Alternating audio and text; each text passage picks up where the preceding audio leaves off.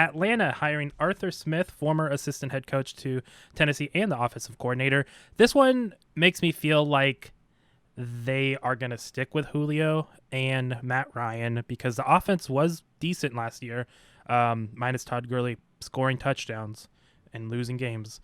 That's what that looks like to me. I'm not excited about this, but I don't know too much about Arthur Smith outside of what he's done in Tennessee.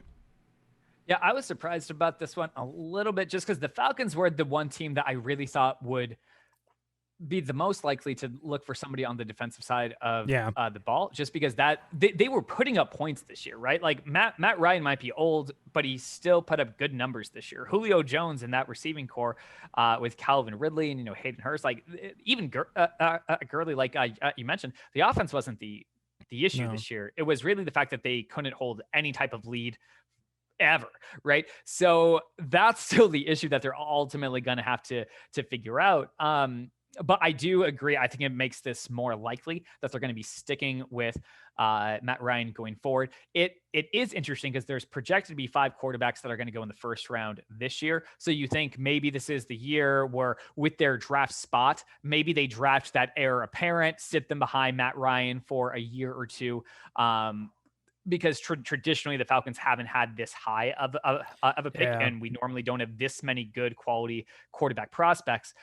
But I think it's just going to be really interesting. And we'll talk about this a bit more when we talk about Drew Brees and that Saints-Bucks game. But what I do think is interesting for the Falcons is that the Bucks are probably going to be better next year, right? Panthers are probably going to be better next year. The Falcons, I think, were a better team than what their record indicated. So that division, I think, overall is going to be very much improved outside of what that number one team was this year in the New Orleans Saints. So Arthur Smith was not a guy that I've heard a lot of chatter about before this.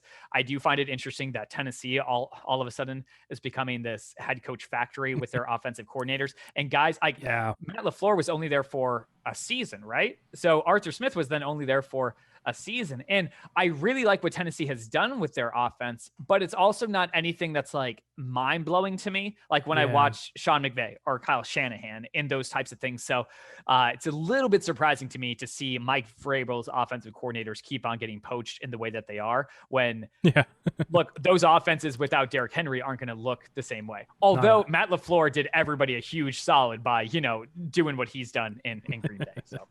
Yeah, so that's the most interesting hire so far, I think. The one that I have some questions about.